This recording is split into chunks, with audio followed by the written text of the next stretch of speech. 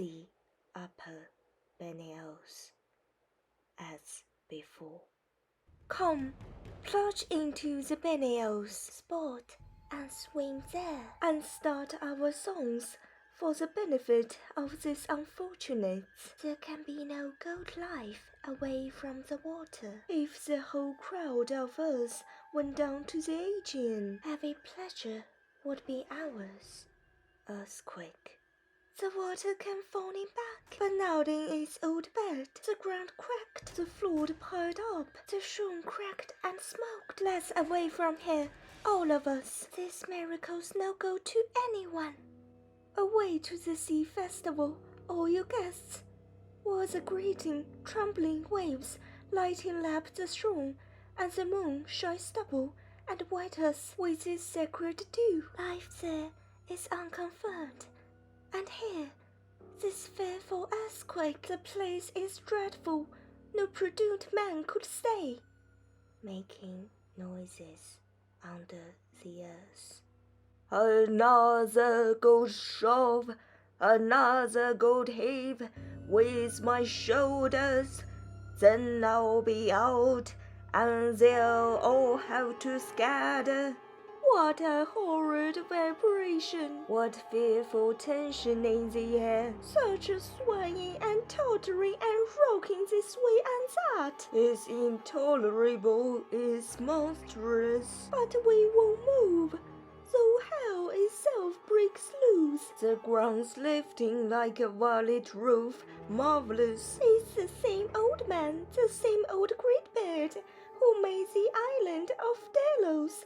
Push it up out of the sea to oblige a woman in trouble. Now straining and squeezing away, untiring with all his might, his arms tensed and his back bent like the giant Atlas.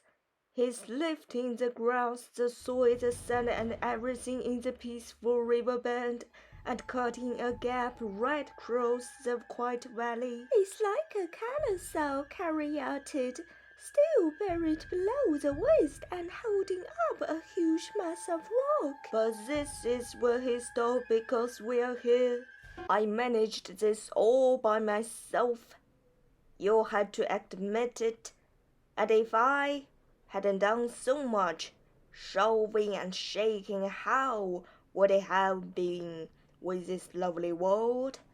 You'd never have had your mountains towering aloft against the blue sky in its purity and splendor if I hadn't dressed them up for your pleasure, showing off in front of our great ancestors Chaos and the old night, and in company with the Titans tossing Peleo and Ossa about like pay things.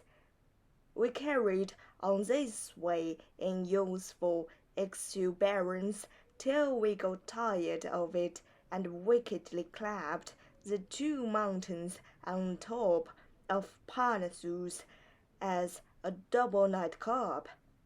Apollo sojourns happily there with his muses, and who was it but me that planted the throne on high for Jupiter and his thunderbolts?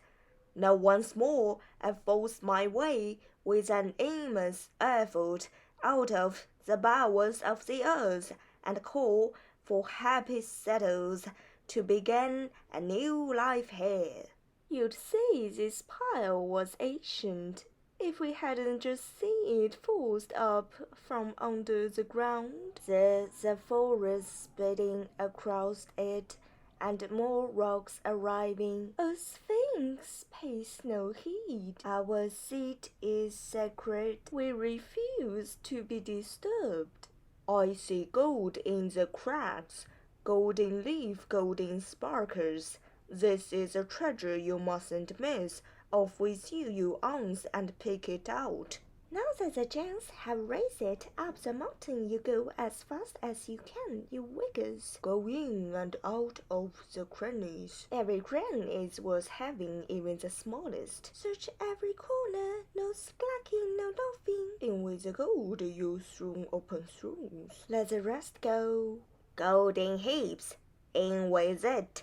We put our clouds on it. No boats are stronger. Our greatest treasure will be safe with us. We really moved in. We don't know how it happened. Don't ask us where we came from. We're just here. Every land lends itself to cheerful living. And if there are cracks in the rocks, the dwarfs soon turn up, not in ones, but in twos, man and wife. They lose no time in getting to work. They are models of the kind. Perhaps it was like this in paradise. But we're glad to be here, and we thank our stars. East or west, Mother Earth is fruitful everywhere. If she produced these little ones in a single night, she'll produce the latest too, and they'll find one another. Quick! Occupy this gold place. Get to work. We're still at peace. Build the forges to make munitions. You ants, so nimble. Get us the metals. You dactyls, so tiny, so many. Fetch us the wood. Make hidden fires for charcoal burning. Set out now with your bows and arrows to that bound and shoot the herons nesting there so hastily and in such numbers. Shoot them all in one go. Then we can wear the feathers in our helmets. Oh, who will save us? We smelted the arrow, the forging chains. It's too early to revolt. We'll have to lie low. Shrikes and moles are murdering and lying, wings flapping widely in alarm. What songs of anguish and agony reach us as we fly? They've all been slaughtered. The lake is red with blood, for greed has despoiled them. See the feathers in the helmets of those fat-bellied, bandy-legged dwarfs. You coastal birds, our allies, we call on you in a common cause. Let us swear undying hostility to this brood and take vengeance on them, putting all we held into the attack. They scatter in the air, striking in the plain. Northern witches have always known how to handle, but these foreign ones bother me. After all, the Polkan's easy-going. You can fit in whether you happen to be. Paul Easy's always on the lookout at Eastern, and Heinrich likewise at his place. Elind and the Snatchers don't hit it off, but at least everything stays put for ages. Here you don't know where you are. You don't know whether the ground's going to grip under your feet. I come strolling down a smooth valley, and suddenly a mountain goes up at my back. Well, hardly a mountain, but big enough to cut me off from my sphinxes. There's more fires further down, lighting up the sense. That gay crowd still hovering and tripping in front of me with their tricks, drawing me on, then pulling back. I'd better be careful. I'm so used to nibbling, I can't forgo an opportunity. Drawing Mephistopheles after them. Quick, quick! Keep moving, keep chatting, and then slowing down. It's amusing to make the old sinner come chasing after us and they get punished. He's hobbling and stumbling along with his clubbed foot, dragging his leg, trying to catch us, but we won't let him. Coming to a halt. What cursed luck! Poor Jack gets food every time, beginning with Adam. We all grew old, but who's the wiser? And to think of the times it's happened before. We know this breed is utterly worthless with their bodies laced and their faces painted. There's nothing sound to offer a man, rotting in lips the witches. Wherever you touch them, we know it. We see it plain as day. Yet theirs is a turn we always dances to. Stopping. He's hesitating, stopping. Go towards him. Don't let him escape. Advancing. On with it. Don't get into a tangle of doubt. That's silly. If there were no witches, who the devil would want to be a devil? At their most charming. Let's encircle him. He's sure to take one of us. In this flaky light, I must admit, you look pretty. I can't complain about you. No, about me, I hope. So let me join you. We don't want her. She always spoils things. To Mephistopheles. Greetings from little Ampusa, the lass with a donkey's foot. You only have horses, and yet I wish you good day. I thought they'd all be strangers, and here I am, landed among relatives. It's an old story, from FAUST to Hellas, cousin all the way. I can transform myself in many ways, and do it promptly. But today, in your honor, I've put on my donkey's head.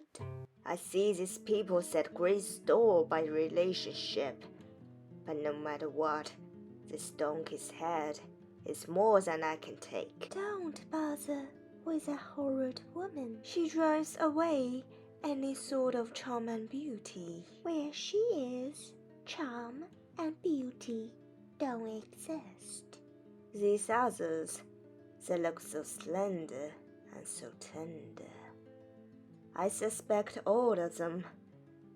Their rosy cheeks may hide another metamorphosis. Come try. There's lots of us. Help yourself. With luck, you'll catch the best. What's the good of this harping on desire? A nice suitor you are, strutting along and giving yourself airs. Now he's coming in among us. Drop your mask bit by bit and show what's behind them. I've picked the prettiest, embracing her. Oh, what a broomstick! Dry as a bone. Seizing another. And this one? What a face! Do you think you deserve better? Don't kid yourself. I'll try the little one. And the leather slips through my fingers. A planted hairs like a snake. And when I take hold of the tall one, she is a bacchic wand with a picon on top. Where will it end? Hairs, a fat one that might be fun. I'll make a last attempt. Here goes. She's all flabby and wobbly. Orientals pay high prices for this sort. But she's burst, a focus. Scatter, flood about like lightning, flute around the sun, of a witch in waving, shuddering circles, like winged and noiseless, like bats. He's getting off too cheap, shaking himself. I never seem to learn. It's as ridiculous here as it is in the north.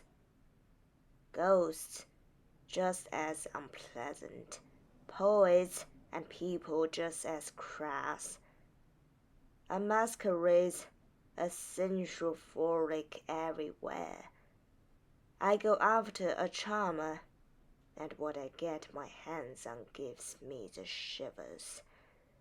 I wouldn't mind being duped if it only lasted longer. Going astray among the rocks. Where am I going? I was on a path. I know there's no path. The road was smooth before, and now I'm faced with rubble. I climb helplessly up and down. How shall I ever get back to my sphinxes? I never dreamed such things would happen. A mountain that size in a single night. There's a witch's right for you. They bring the poken with them. In the older rock. Come up here. My mountain is old, unchanged from the start. With its rocky steeps, the last spurs of peneios, it was imperturbably the same when Pompey crossed it in his flight. Those illusions, by contrast, vanish at cockcrow.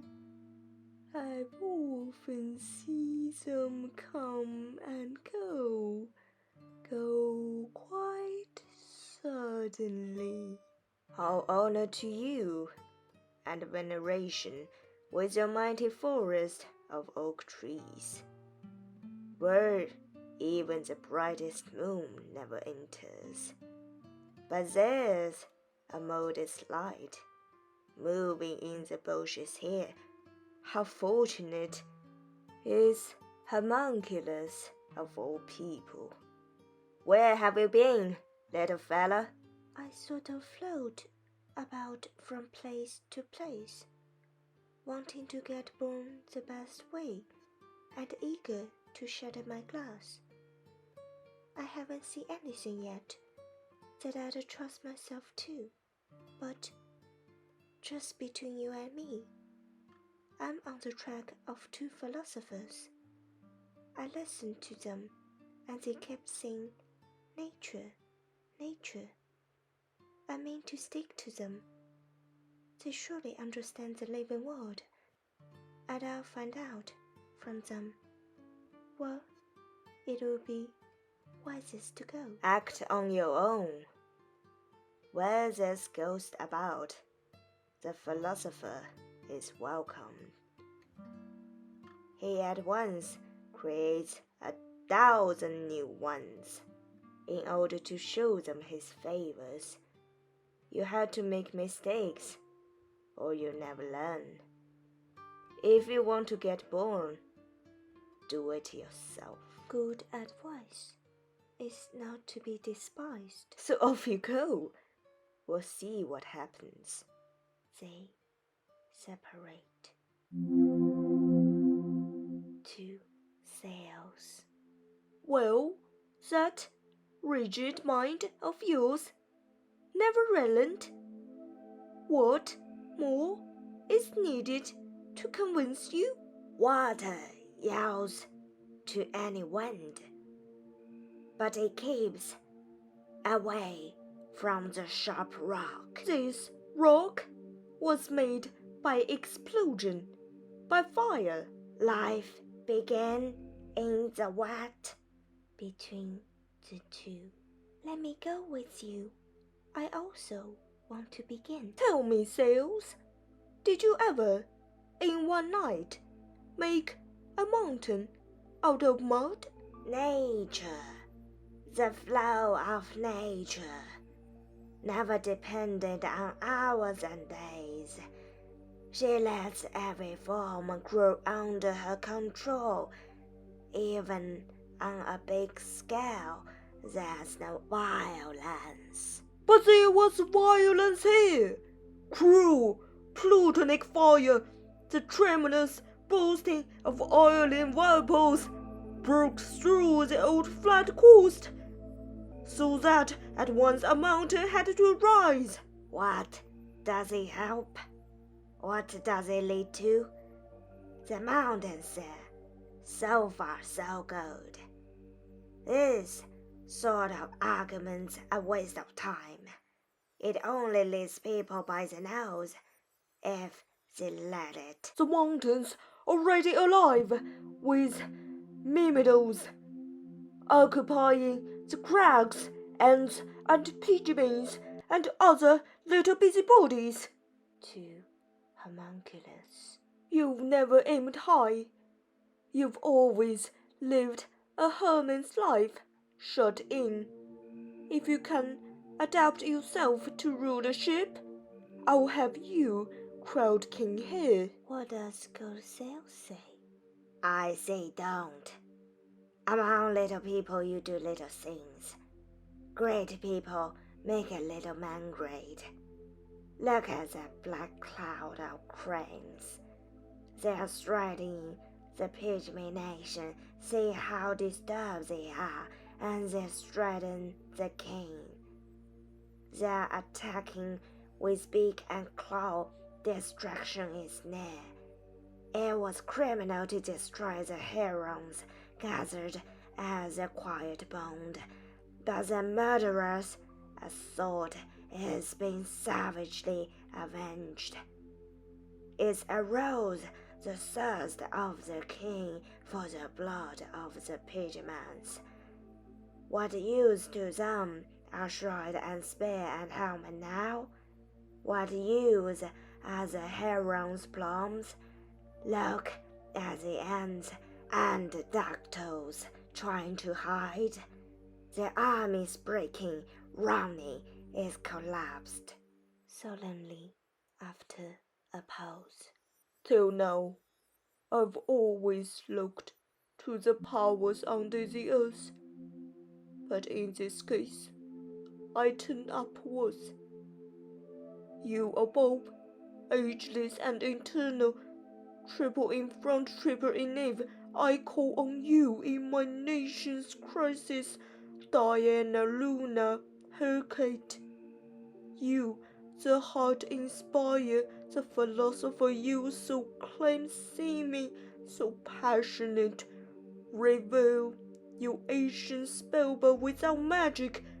Put on your dread eclipse.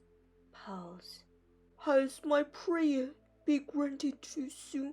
Has my appeal to those about upside the order of nature? See, the goddess's circular throne coming closer and closer, monstrous, fearful to behold. Its blaze is reddening. Come no nearer, you giant disk. You destroy the world. So it's true, is it?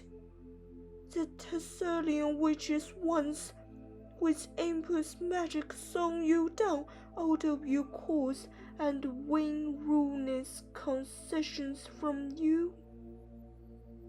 The luminous disk has darkened. Suddenly it's tearing about and flashes. What a hissing, rattling noise! With wind and thunder crossed, I cast myself down at the steps of the throne. Forgive me, I invoked all this. Throwing himself down on his face. The things this man hears and see, I don't quite know what happened, but I can go along with him. Let's agree, these are queer times, and there's the mole rocking comfortably in the same place as before. Look at where the pygmies settled. The mountain was rounded. Now it's a peak. I feel a tremendous crash. A piece of rock fell out of the moon. It scratched and killed people right and left, and asked no questions. But I can't help admiring the skill that created this mountain in a single night, working from above and from below. Calm yourself. It wasn't real. Let the hoary brood go their ways. It's just as well you didn't become the king. And now, off we go to the Happy Sea Festival. They expect strange visitors there and honor them. They withdraw, climbing on the other side. Here I am, struggling up the rocks and stumbling over the roots of these old oaks.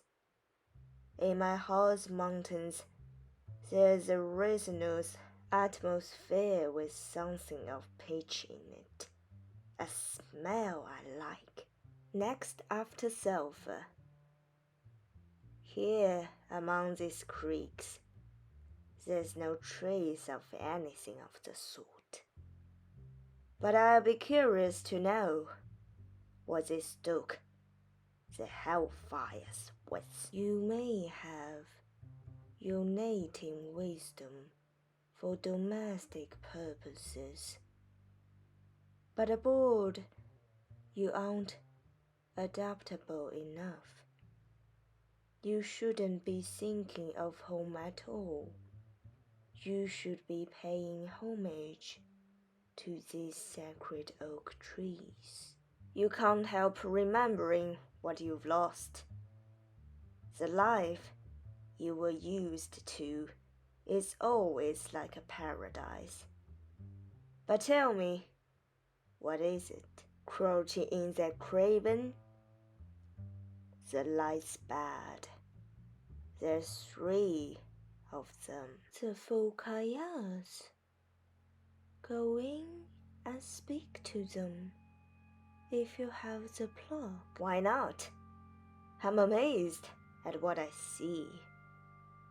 I thought I'd seen everything, but I have to climb down and admit I never saw the like of this. There was the mandrakes. When you once set eyes on these 3-fold monsters, no thing will ever look ugly to you again.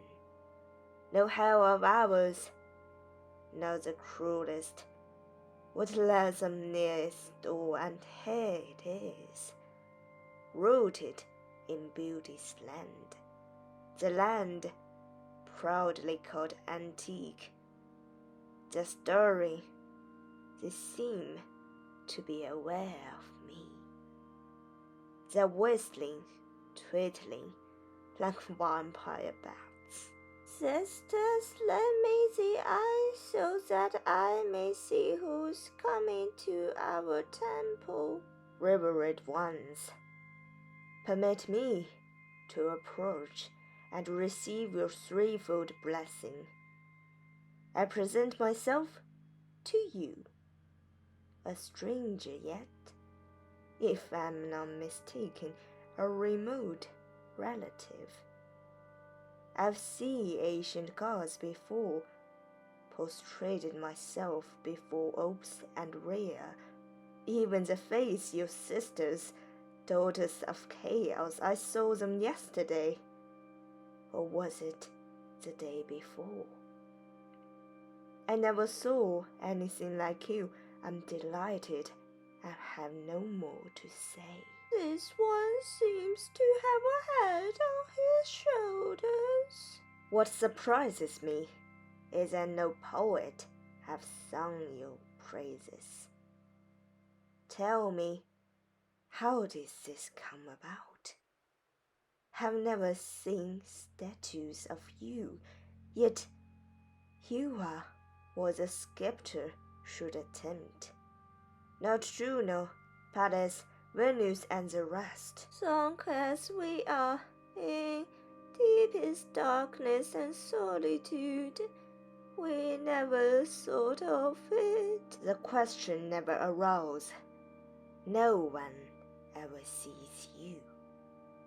You ought to be living in places where art and splendor are enthroned side by side, and every day another new Mabel statue comes, running up as a double quick. Places where Be silent. Don't awaken our desires. what good would it do us to know more? We are born in the night, close to the night, unknown to the world, almost unknown to ourselves. There's no problem there. All you have to do is to transfer yourselves to someone else. You have one eye and one tooth among you. It might be mythologically possible to compress yourselves from 3 into 2 and lend me the third one's figure for a short time. What do you think? Could it be done? Let's try, but without the eye and the tooth. There you're leaving out the best part. The figure never look right. Close one eye. It's easy. Then show one of your bodies, and you'll have our prophet exactly like one of the family. Good. You honor me. Good. A Phaust in profile. There I am, the favorite son of chaos. And we suddenly his daughters. But oh, the shame of it. They'll say I'm a hermaphrodite. A new trio of sisters. How lovely we are.